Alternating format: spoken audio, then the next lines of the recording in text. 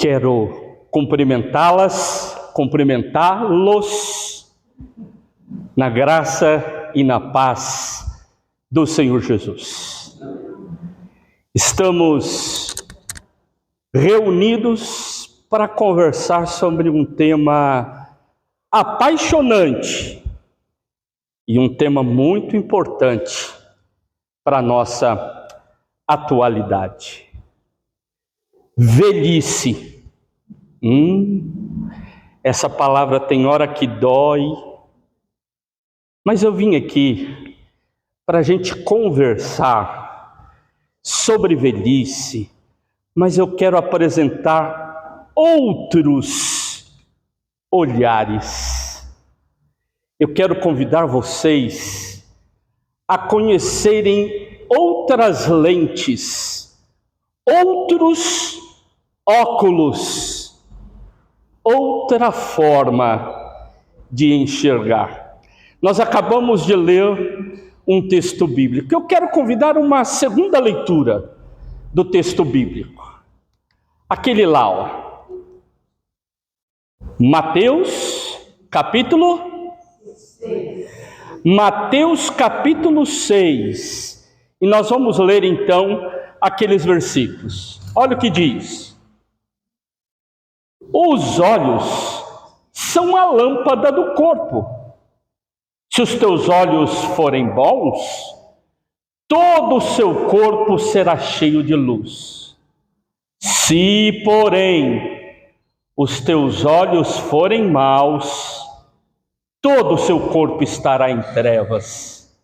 Portanto, se a luz que existe em você são trevas, que grandes trevas serão. É Jesus conversando com seus seguidores no que ficou conhecido como o Sermão da Montanha, o Sermão do Monte. Às vezes nós lemos alguns textos e parece que ele é tão complicado. Vamos tentar descomplicar aqui. Na realidade, o que Jesus está dizendo é: o jeito que nós olhamos para as coisas e interpretamos essas coisas fala muito mais de nós do que da coisa em si. Fala mais dos nossos valores, daquilo que está dentro da nossa própria vida, do nosso ser. Os nossos conceitos e preconceitos, muitas vezes arraigados dentro de nós. E é do repertório que a gente tem lá dentro, que a gente tira, que a gente saca, que a gente busca para interpretar as coisas, correto? Eu não consigo interpretar a partir daquilo que eu nunca aprendi. Eu busco associações de algo que eu já tenho. Por isso, é de lá que a gente tira os valores que nós usamos para interpretar as coisas. Jesus usa uma outra palavra que, quem sabe, a gente possa trazer à memória aqui. Lembra quando ele disse também: a boca fala do que está cheio o coração.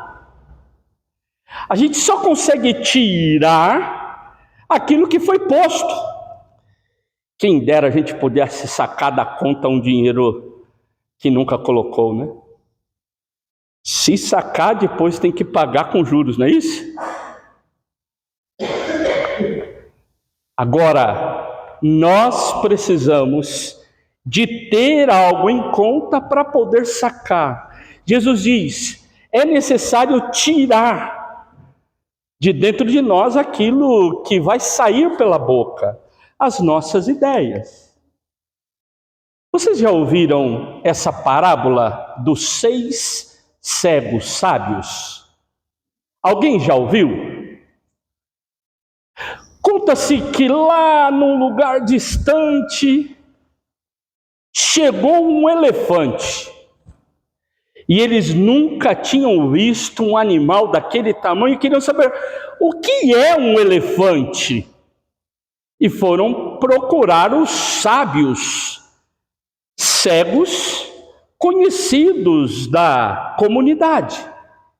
E então chegaram os sábios para definir o que é um elefante. E então um foi lá e segurou no rabo do elefante e disse: elefante parece uma corda. Elefante é uma corda. Veio o segundo, segurou na perna do elefante e disse: elefante parece um tronco de árvore. Elefante é tronco de árvore. Veio outro, apalpou a barriga do elefante, grande, dura, áspera, falou: elefante parece uma parede. Elefante é uma parede. Veio outro e segurou na orelha e disse: parece um abanador. Elefante é abanador. O outro segurou no marfim e disse: parece uma lança. Elefante é uma lança. O último segurou na tromba e disse: parece uma cobra. Elefante é uma cobra. Eles estavam certos em parte, mas totalmente errados. Porque às vezes queremos definir o todo pela parte. Esquecemos que há coisas que são maiores do que aquilo que conseguimos definir. Mas achamos que a nossa verdade é a verdade verdadeira, enquanto o que o outro fala não é tão verdade assim. Eu gosto muito de um estudioso que é da área de estudos do pastor Ellerson, uma área chamada hermenêutica, é uma área de interpretação, é o jeito de interpretar. Esse estudioso, Carlos Mesters, ele diz o seguinte: imagine que quando nós vamos definir uma verdade, nós estamos olhando para uma coisa que está do lado de fora da janela e que depende do lugar onde eu estou dentro da sala, eu consigo enxergar lá fora. Se eu estou mais retirado da janela, eu tenho uma visão mais encurtada do que eu vejo lá fora. Se eu chego bem pertinho da janela, eu tenho uma visão mais ampla. Se eu vou para a direita, eu enxergo a torre da igreja. Se eu venho para a esquerda, eu vejo a praça da cidade. Depende do lugar onde estão os meus pés. O lugar onde eu estou na sala é que define aquilo que eu enxergo. É um lugar para se enxergar. Eu gosto também da frase tão conhecida de Leonardo Boff, que diz assim: todo o ponto de vista é a vista de um ponto. Eu estou vendo de um lugar e preciso ter clareza. Me ajudem. Ali é um 6 ou é um 9?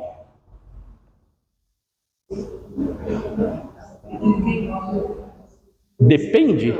Muito difícil. Depende de... É 6 ou é 9? 6 para quem? Tá muito difícil. Ali são 3 ou 4 madeiras? 3. Prestem bem atenção. 3 ou 4, tá? Uma hora eu vejo 3, uma hora eu vejo 4. E assim? 3 e 4. É esquisito. Ali é um M ou um W?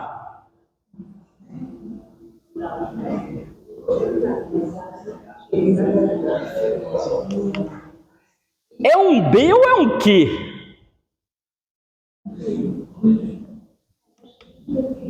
É um U ou é um N?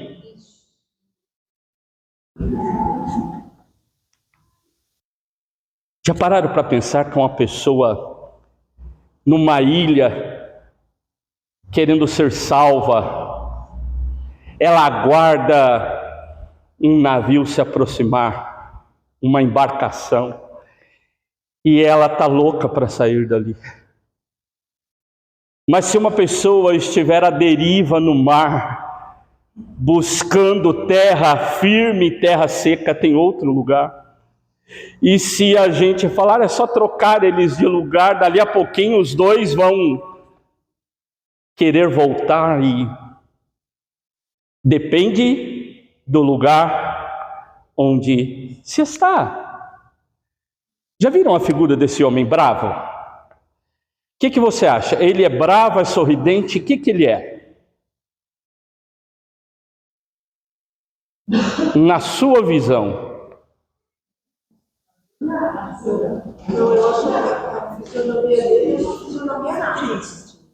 Fisionomia triste. Bravo. Quer ver? Vamos dar uma voltinha com ele? Uai, é um homem? O que é aquilo?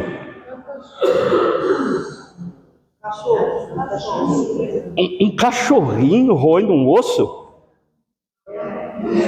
Mas eu pensei que era um homem bravo, triste.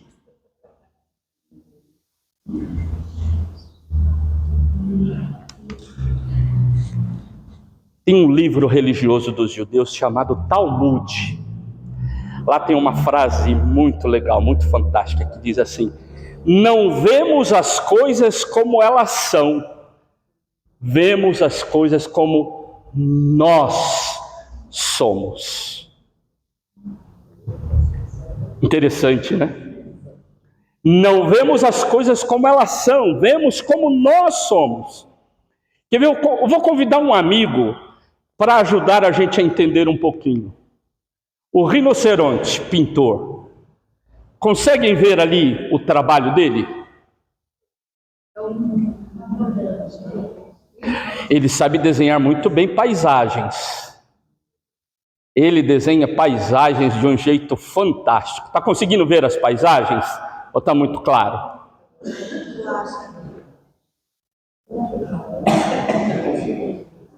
Mas assim... não, pode deixar, senão vai dificultar depois aqui.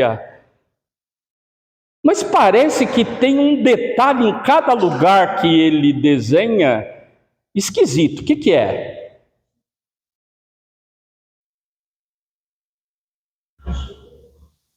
O que tem em cada desenho que ele faz? O próprio nariz dele, vamos dizer assim. Ele coloca o nariz dele em tudo. Quem sabe é um bom exemplo para a gente não consegue enxergar sem ver do lugar onde nós estamos. Ele não consegue enxergar o mundo sem ver o próprio nariz.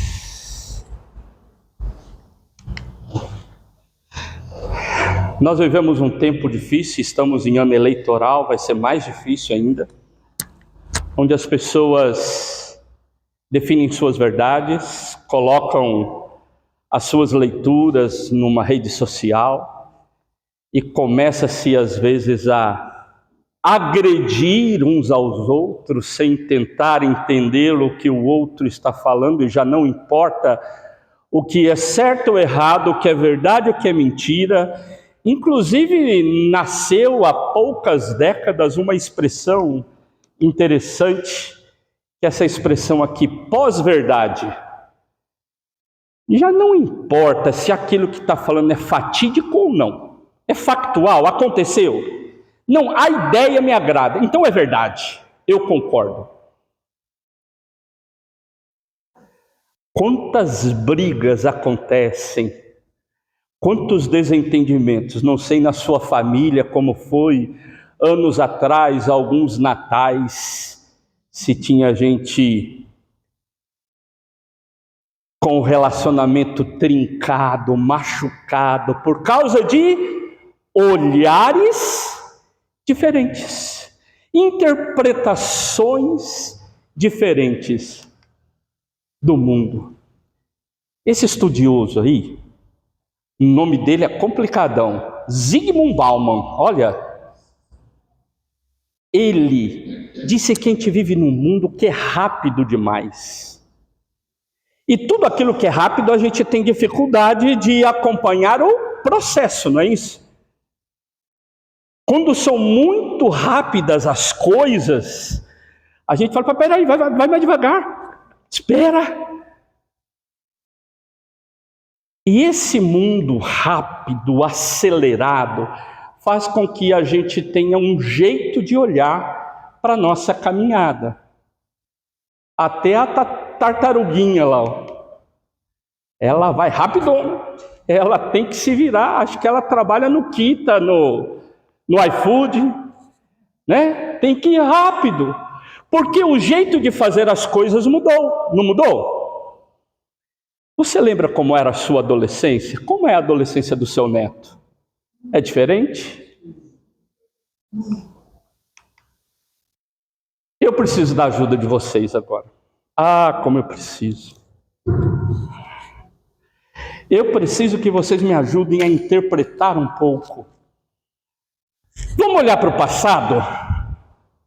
Por exemplo, alguém aqui se lembra de ouvir radionovela? 2. Quem mais? Vocês ouviam em casa ou na casa de alguém? Na sua casa tinha rádio? Aqueles rádios, né? Que tinha dial, que a gente fala, mexe no dial do seu rádio, é isso?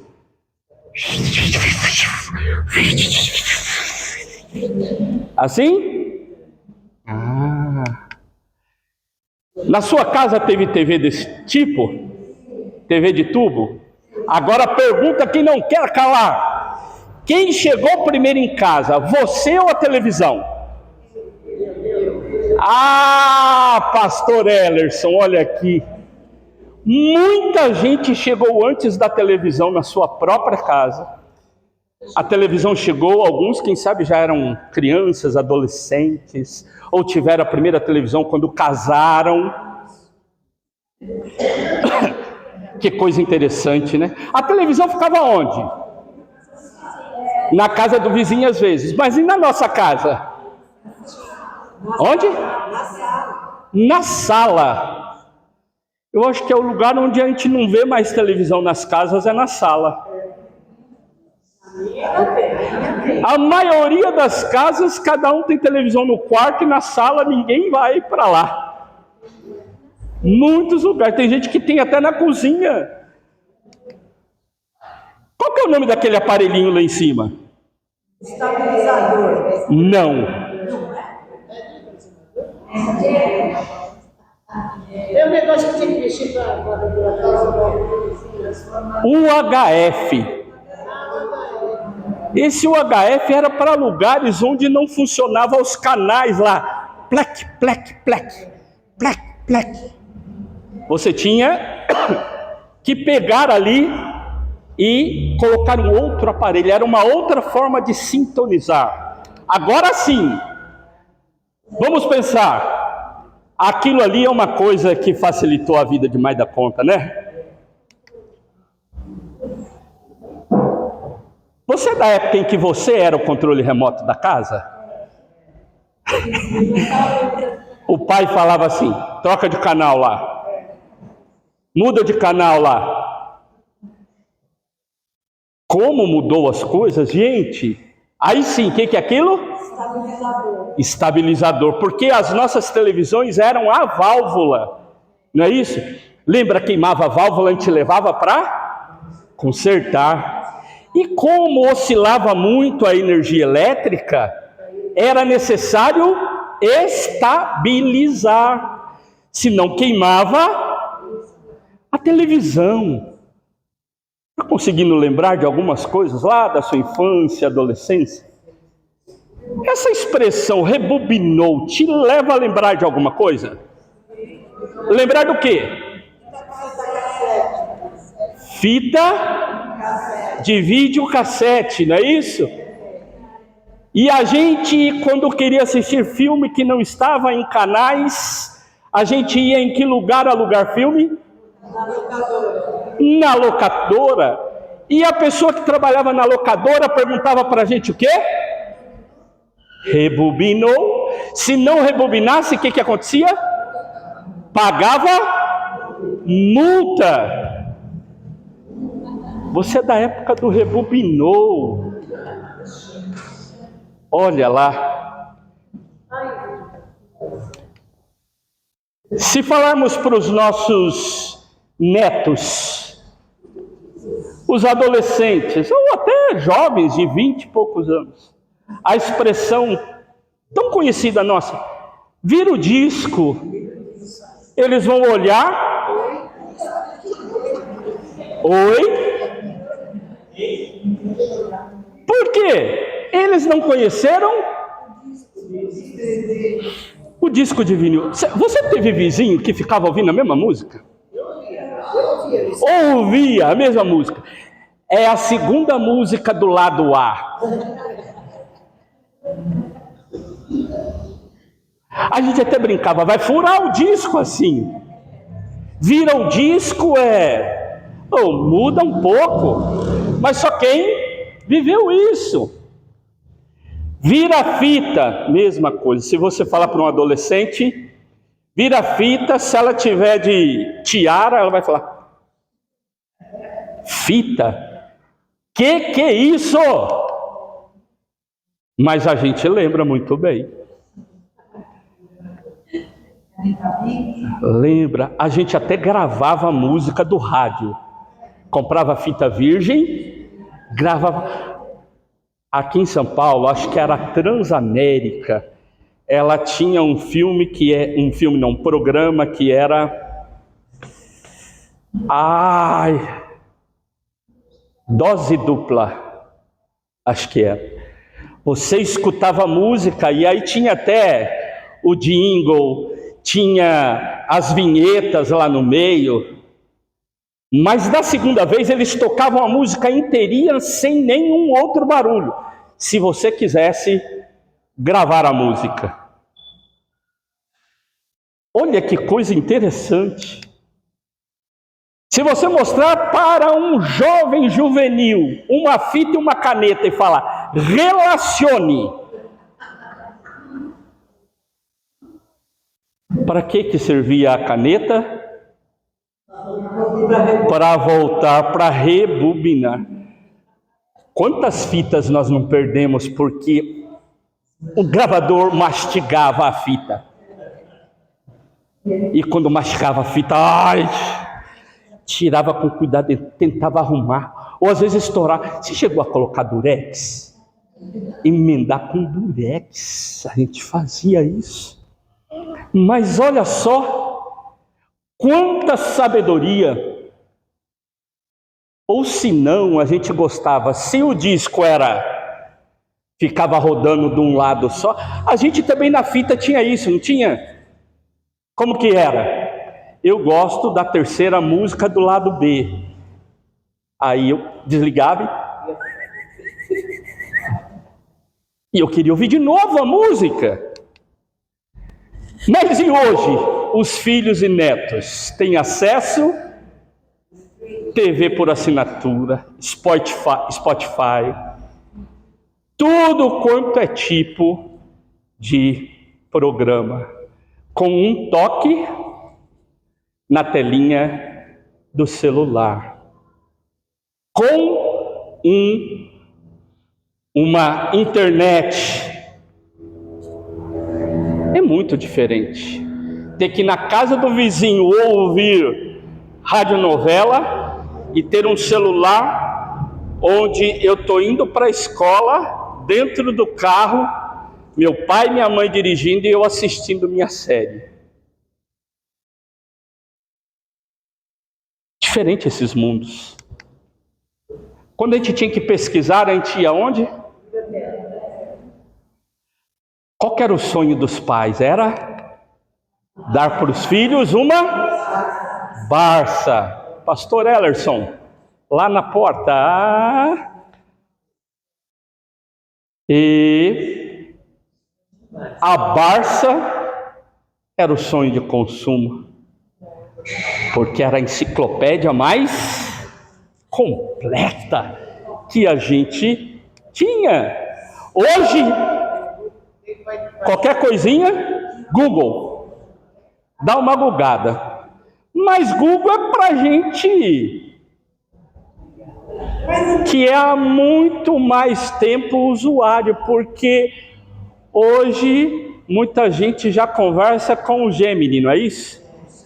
Perguntando, Gemini, que hora vai passar a novela, não sei das quantas, não sei do que ela mais.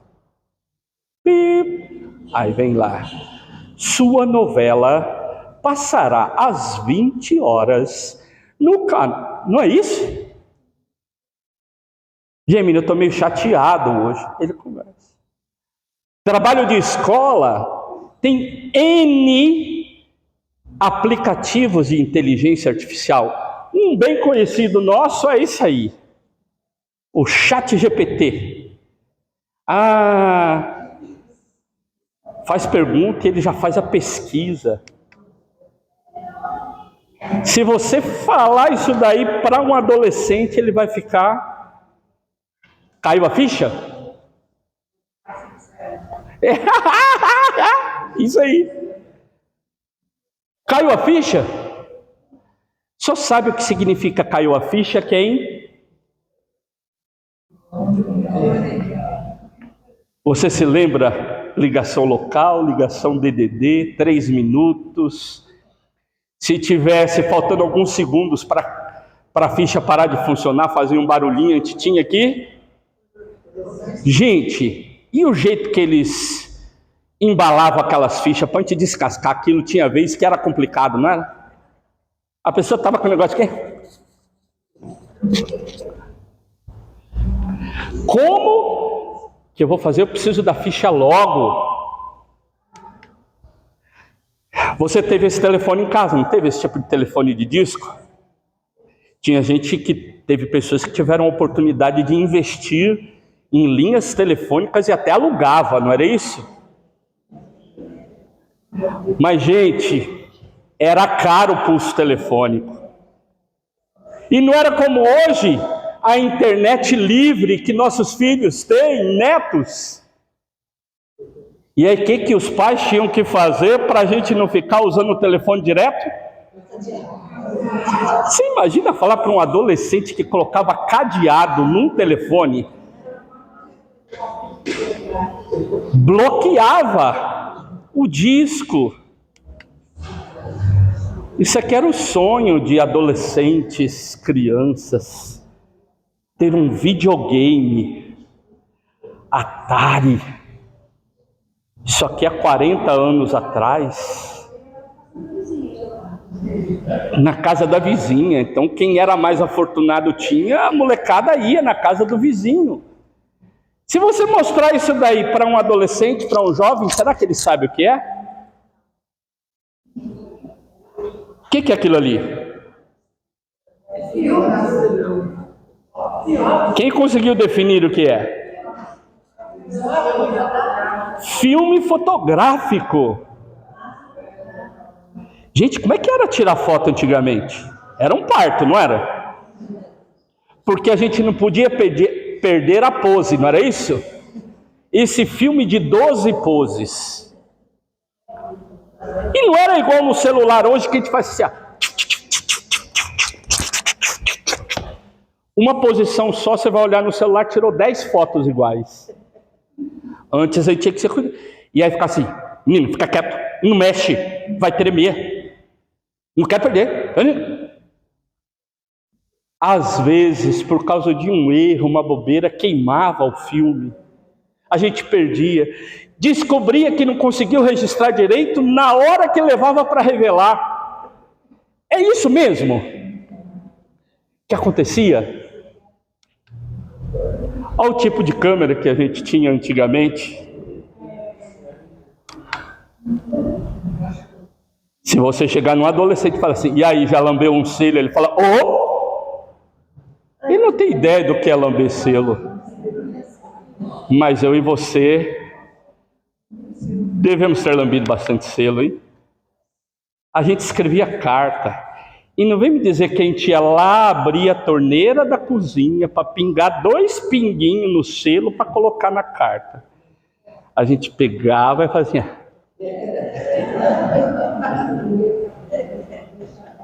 Porque as correspondências eram assim.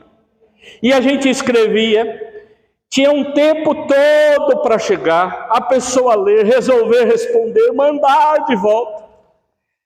Na minha adolescência na igreja a gente namorava por carta, conhecia no acampamento, mandava e ainda no envelope escrevia do lado de fora, carteiro, Jesus te ama. Gente, hoje a pessoa manda um e-mail, um WhatsApp e te liga em 3 minutos. Ele manda um e-mail, manda um zap, acabei de te mandar um e-mail importante. E liga e fala assim, eu te mandei um zap para falar que eu mandei um e-mail que você precisa de abrir. Esse é o mundo que nós vivemos, acelerados. Esse mantra, se você mostrar para um adolescente, ele sabe o que é? Ele olha direto para essas letras e não sabe o que é. O que é? A, S, D, F, G. C cedilha, espaço. C cedilha, L, K, J, H. Só sabe o que significa isso quem fez datilografia. A gente estudava, inclusive tinha diplominha. E esse diplominha era importante colocar no currículo. E ainda escrevia assim, exímio datilógrafo. Porque a gente queria arrumar emprego no escritório. Não era isso?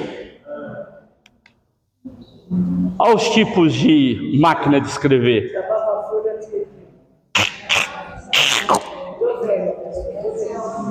Oh, meu Deus do céu. E quando veio a elétrica, chique, hein? Ela tinha umas esferas, a gente mudava até o jeito das letras, itálico, e tinha uma que até apagava. Depois veio uma que era eletrônica, ela tinha um vídeo, não, uma telica pequenininha onde aparecia, depois a gente apertava ela. Essa é a minha. Eu tenho até hoje. Todos os trabalhos na época que eu estudei com o pastor Ellerson e a pastora Blanches, nós fizemos os trabalhos nas nossas máquinas de escrever. A minha é essa daí, Hamilton 20. Gente, existe um negócio que é uma bênção no computador chamado tecla delete. Essa tecla é maravilhosa.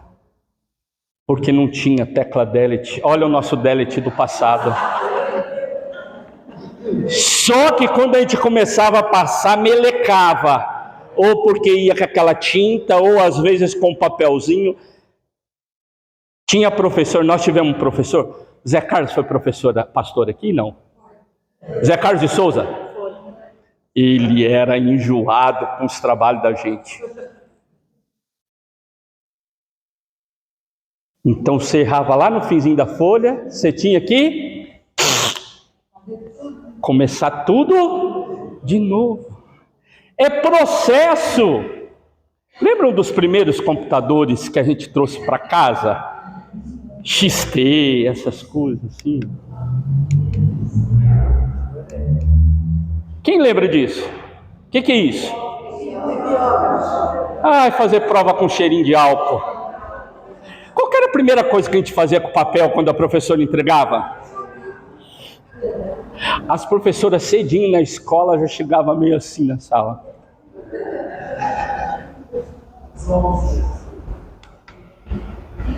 Quem lembra de usar decalque para fazer uma coisa bonitinha, escrita bonitinha, ou aquelas réguas que a gente utilizava? Quem fez aqui capa de trabalho com purpurina, cola, colagem, régua aquela com letras? Gente, a revolução na escola e na igreja foi isso aqui. A gente usava cartolina ou cancioneiro. De repente a gente podia agora escrever com uma canetinha em uma transparência. Era chique no último. Antigamente a gente falava de geração, a gente falava em torno de 25 anos. Era o avô, o pai e o neto.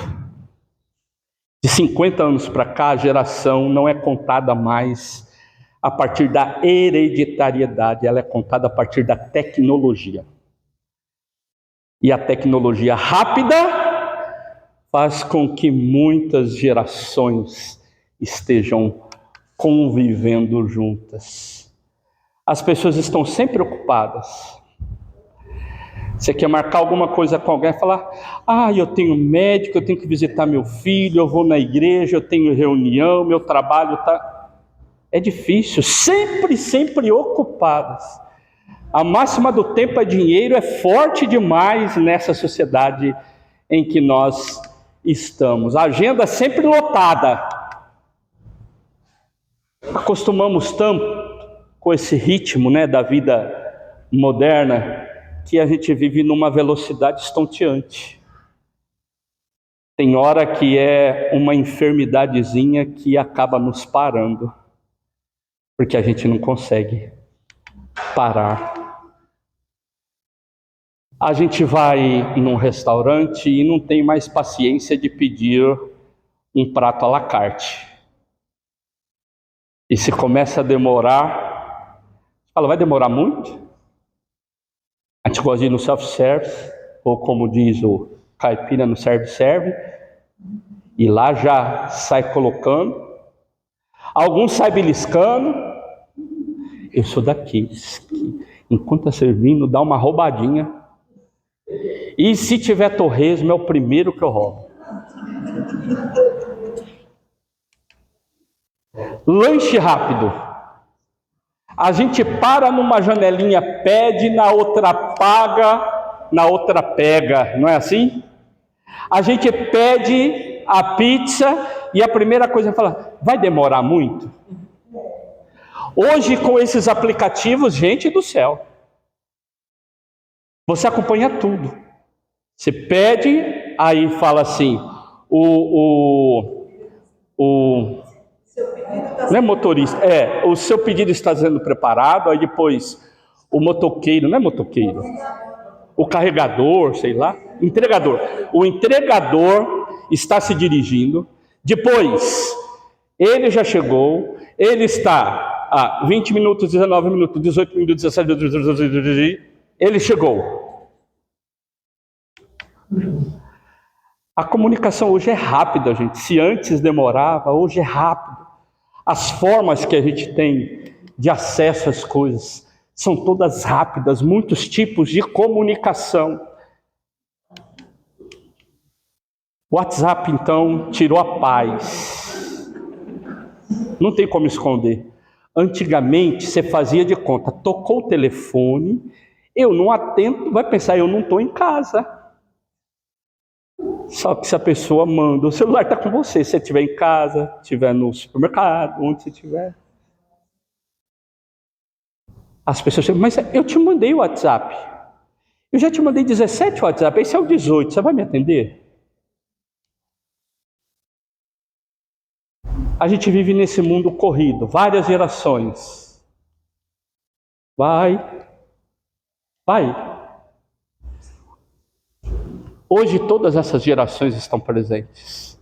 Veteranos, baby boomers, X, Y, Z, alfa. Cada uma com uma característica e não dá tempo da gente conversar sobre isso aqui. E a gente vive numa sociedade que é diversificada.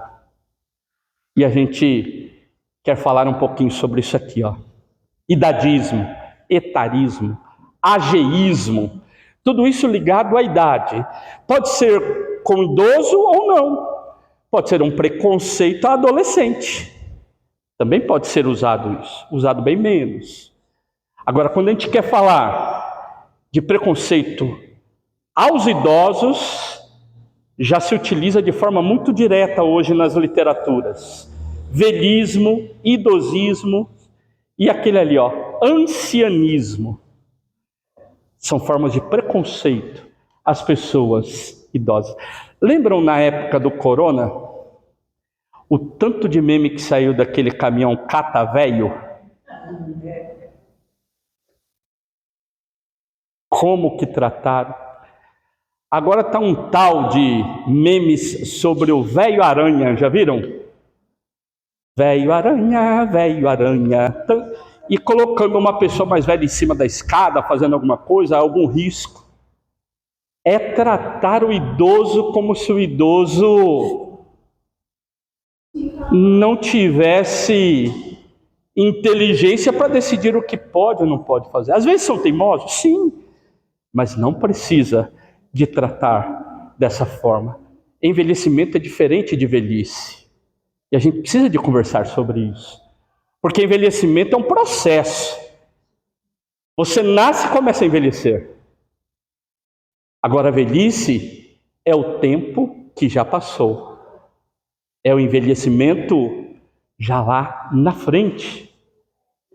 E essa vontade de viver muito não é coisa nova. Você tem mitos lá do passado. Essa Sibila de Cuma, ela pediu para o deus grego Apolo: quero viver muito. Ele gostava muito dela e deixou ela viver muito. Ela só esqueceu de pedir juventude eterna. Quanto mais vivia, mais ela se desgastava. Fonte da juventude, isso aqui não é conto, não. Isso aqui há dados de buscas de verdade verdadeira em torno de uma fonte que rejuvenescia. Peter Pan é o personagem que não quer envelhecer. Sempre um moleque. Esse filme, alguém assistiu? O curioso caso de Benjamin Button. Ele nasce velho e vai rejuvenescendo, não é isso? O legal é que a pessoa começou a cuidar dele e num determinado momento do filme, eles ficam mais ou menos na mesma idade e se casam. É muito legal esse filme. Retrato de Dorian Gray. Alguém assistiu? Muito interessante, porque o retrato, a foto, envelhece no lugar dele. É uma reflexão fantástica. Mas eu e você, que sonhamos com essa longevidade, não somos Peter Pan, não temos uma fonte da juventude, não nascemos velhos e estamos nos rejuvenescendo.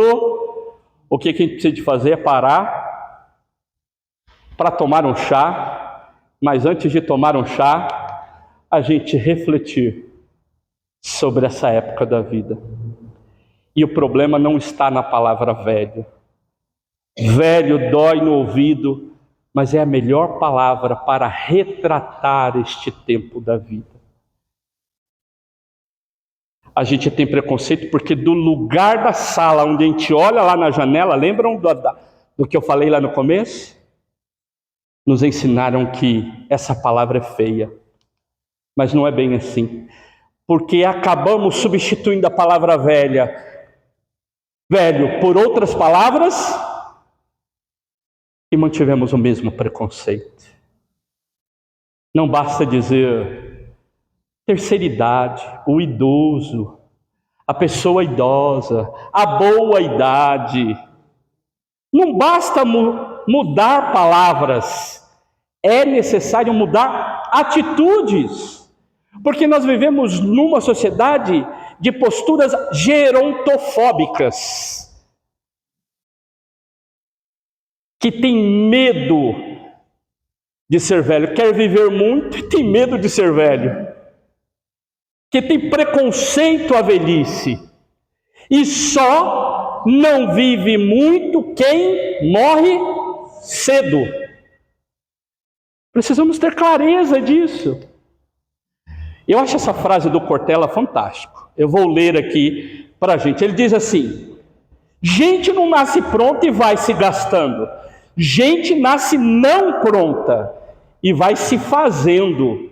Eu, no ano que estamos, sou a minha mais nova edição, revista e às vezes um pouco ampliada. O mais velho de mim, se é o tempo a medida, está no meu passado e não no presente. Que interessante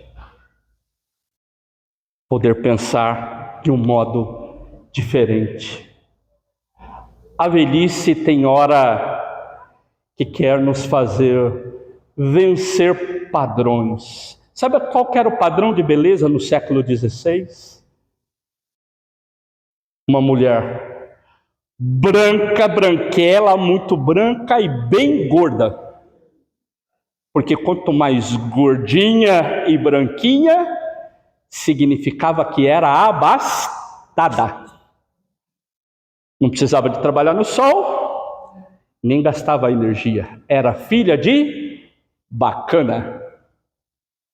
Esse era o padrão. E hoje, qual que é o padrão de beleza? Esses padrões de beleza, seja do passado ou do presente, nos escraviza. A gente coloca toxina no corpo para tentar esticar, não é isso? É ruim, é bom? Não quero fazer julgamento, eu quero dizer, a gente faz isso. É uma busca por seguir alguns tipos de olhares.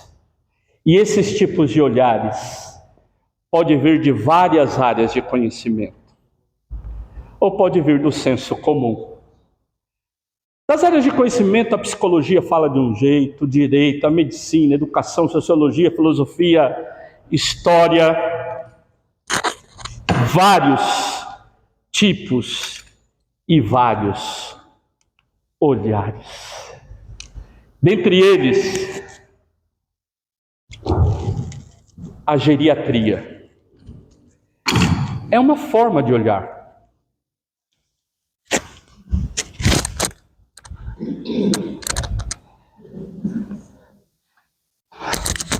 Por exemplo, a geriatria é quando a gente vai ao médico e lá o médico, a médica, nos examina e começa a dizer: seu problema é de cartilagem, seu problema é bico de papagaio, seu problema é perda de visão, perda de audição.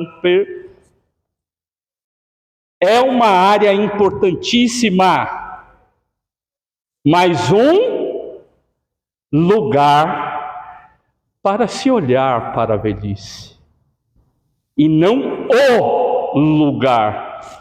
Qual que é a diferença entre artigo definido e indefinido em português? Quem pode me ajudar? Artigo definido, o, as, os, as. Artigo indefinido, um, uma, uns, umas. Esse aqui é artigo indefinido. É uma forma de olhar para a velhice. Mas a literatura e a cultura ocidental tem colocado nessa forma de olhar para a velhice o artigo definido, como se fosse a única forma. Se o médico falou, é a verdade e é a única forma de se olhar para a velhice. E aí as pessoas vão se desgastando cada vez mais. vai se desgastando cada vez mais, dizendo: não aguento, não enxergo mais, não ouço mais, a velhice é horrível, e dirige a energia somente para esse momento ou essa leitura. Por isso eu quero trazer aqui algumas possibilidades. Porque a vida é processo. Você é da época em que interpretava a vida como processo. Por isso, quando você pede para o seu neto: ajuda a avó a mexer no WhatsApp, o neto, a neta, no aplicativo, pega o celular e faz assim: vó, é fácil, faz assim, ó. Mexe aqui, vira aqui, vira aqui, vira aqui, para cima. Você faz assim. Eles são intuitivos, são rápidos. Você foi formado num outro processo de pensamento. As coisas eram processuais. Se você perguntar para alguns de onde vem o leite, ele vai falar da prateleira do supermercado. Ele não está preocupado com todo aquele processo que você conheceu, quem sabe se morou na roça. Tem que cuidar do pasto, para então você ter a vaquinha. Tendo a vaquinha, tem que ter o retireiro que vai lá tirar o leite da vaca. Tem alguém que vai vender o leite da vaca. Não era isso? É processo. Hoje você aperta um botão e um motoboy pode vir trazer o leite na sua casa. Estou fazendo um bolo e preciso de um leite. Antes não era assim, era processo. O jeito de olhar para o mundo é diferente. Por isso pense comigo: será que o jeito que a gente olha para a vida é igual? Não, porque o nosso envelhecimento é diferente. Vamos imaginar.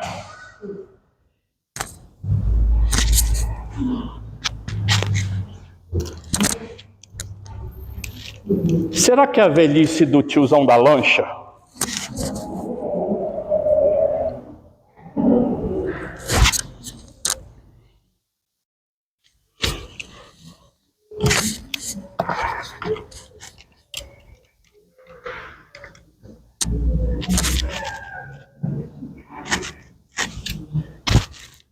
é igual à velhice daquela senhora pobre que a vida inteira trabalhou de empregada doméstica e ainda não conseguiu se aposentar?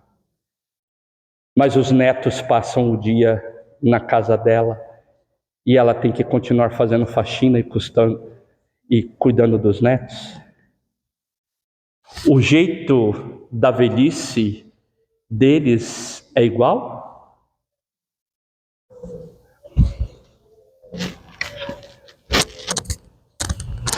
A gente às vezes cria uma leitura romântica de algumas coisas. Tipo, todo velhinho é bonzinho, mentira. Todo velhinho é mau, mentira. Se era um jovem bonzinho, pode ser que seja um velho bonzinho. E se era um jovem mala, vai ser um velho mala. Então não é a velhice. Está ligada a outras áreas do caráter, da personalidade. Disso.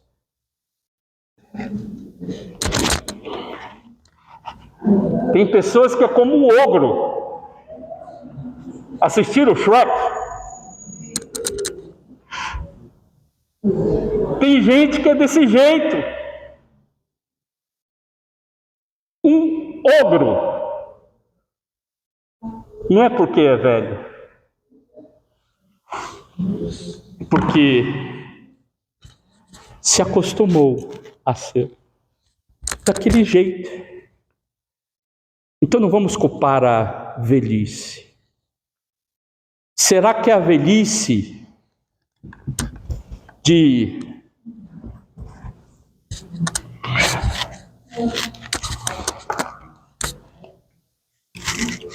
um sheik das Arábias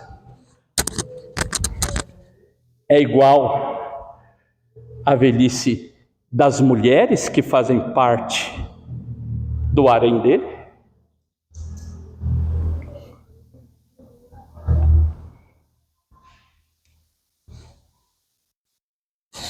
Mas espera aí, quando eu olho para outras gerações, por exemplo,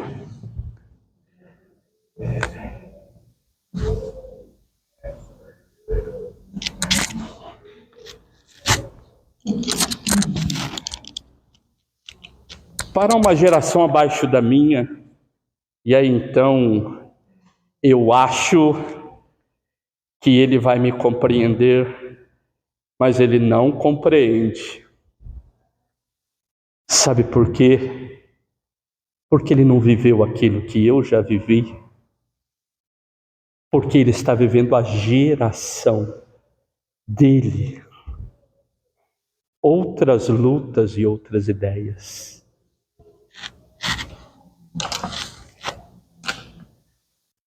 Mas espera aí, eu quero melhorar. Beleza. Então vamos melhorar. Vamos imaginar que eu não goste muito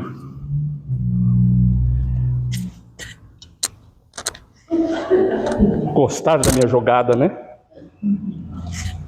Eu não goste muito dos meus... Tá certo. Eu não gosto muito dos meus cabelos brancos. E aí então eu falo, não, eu vou pintar o cabelo. E nada contra, tá, gente? Pelo contrário. Mas não significa que se eu pintar o cabelo de loiro, eu vou ficar mais jovem. Eu posso aparentar num processo de beleza, me sentir melhor. Ou se eu quiser até radicalizar. Isso não muda o meu processo de saúde, de ser. Muda a cor do meu cabelo, pode mudar minhas expectativas com relação ao mundo, mas eu continuo sendo eu. De cabelo branco, loiro ou lilás. A vida passa. Saímos da juventude e vamos para a velhice. Você pode estar com o cabelo preto ou branco. A pergunta é como olhamos para a nossa velhice, a nossa idade. Tem gente que quer ser poderoso a vida inteira. Quer ser um Thor, mas descobre que no começo ele era um motorista, os filhos obedeciam o que ele falava e aonde o pai resolvia. Depois passa um tempo onde os filhos carregam os pais e decidem onde eles vão. Não somos. As nossas criações são as mais diversas. Alguns podem vir de um lar mais militar, rígido, e receber uma formação diferente de outras. Às vezes, vem de um lar de muito amor, carinho, respeito. São experiências das mais diversas. E nós precisamos de aprender a respeitar as diferenças das velhices e valorizá-las. Sabe qual é uma forma que a gente tem feito de desrespeitar a velhice? É tratá-la como brincadeira. Já prestou atenção como próprios idosos fazem chacotas de si mesmos e das suas fragilidades? E nem sempre é porque querem brincar ou tornar leve, mas é por medo. Precisamos de vencer isso.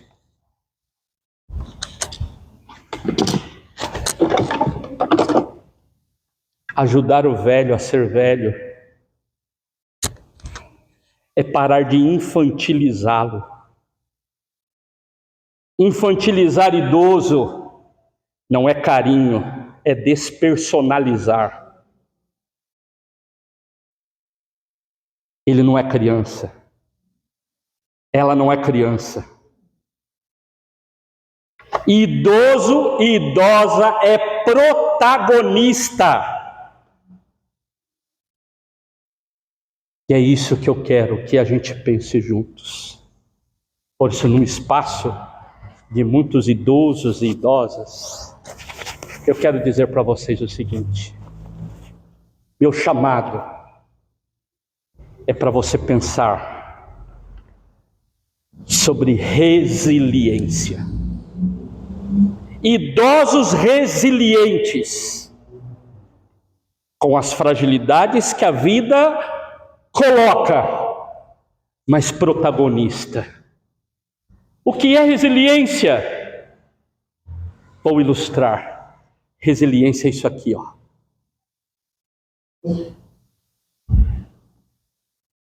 É a capacidade de, após sofrer algumas formas de deterioração, aperto, retomar o seu espaço. Na física é isso, na psicologia vai para além. É diante da pressão você voltar para o estado natural ainda melhor. E o meu chamado, e quando eu fui estudar, eu fiz meu mestrado nessa área, eu fui pensar, a igreja pode ser espaço de tornar idosos e idosas, velhos e velhas, protagonistas de suas histórias. Pode estar doentinho? Pode. Pode precisar de ajuda? Sim. E o fato de precisar de ajuda não virou criança. O fato de precisar de ajuda não o torna menos do que outras pessoas.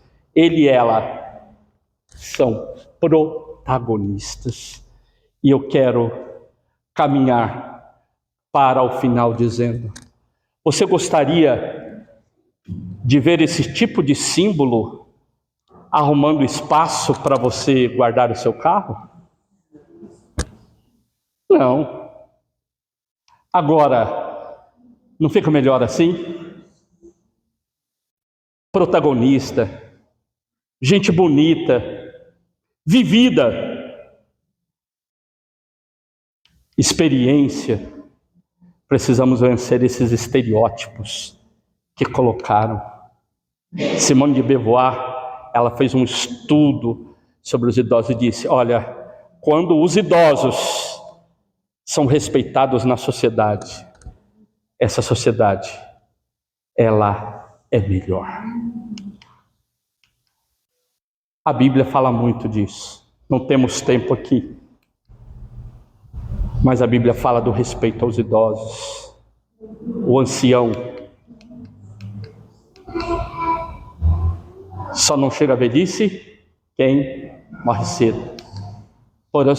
Portanto, eu termino com a seguinte proposta para vocês.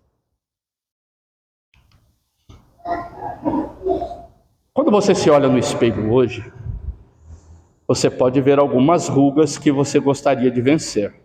Combinado? Eu falo que eu tenho vontade de tirar essa linha de expressão aqui, ó. Eu vou fazer isso, hein? Porque parece que eu estou cansado o tempo inteiro. Uma ruguinha, uma coisa, o cabelo. Mas eu queria que você fosse para além dessa imagem estática que você vê neste momento. Queria que você olhasse para a sua história. Vê se você consegue entender a mensagem. Aquela mulher que hoje está frágil, ela foi uma jovem muito bonita. Aquela senhora que está precisando de cuidadora, ela era enfermeira. Aquela ali, uma costureira. Ele, um bombeiro. Ele, alguém acha que deve ser alguém da área da aviação. Ele, um soldado importante. Essa aqui, uma costureira.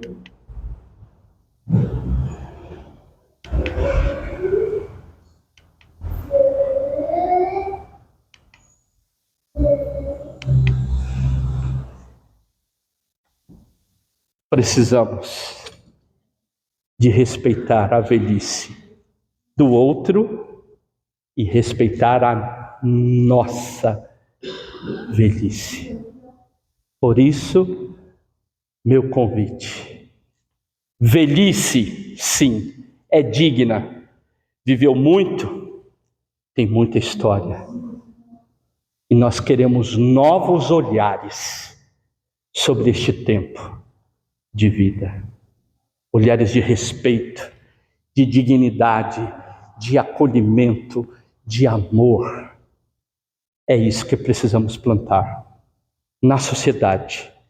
E a igreja, pastor, como faz parte do tripé da igreja aqui, ela é parte integrante dessa sociedade que quer dignificar cada um de vocês. Desejo que Deus abençoe a vida de vocês e que a gente escreva uma nova história na nossa vida, na nossa família, na nossa sociedade. Porque ser idoso é bênção e não peso. E vamos mudar esse olhar. Pastor Ellerson.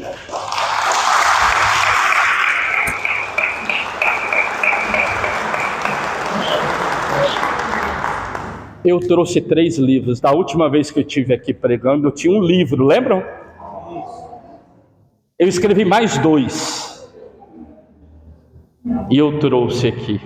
Se você quiser levar, você gosta de ler. É um jeito fácil de tratar alguns temas. Mas eu quero falar, pastor, daqui uns 2 meses, 3 meses, vai sair um dueto de livro com esse título: Velhice e Outros Olhares. Já foram escritos 6 capítulos e tem muita coisa legal para partilhar. Quero ajudar pessoas a olhar de um jeito diferente para a sua própria velhice, para a velhice do outro. Deus abençoe vocês. Um pouquinho de outro livro que ele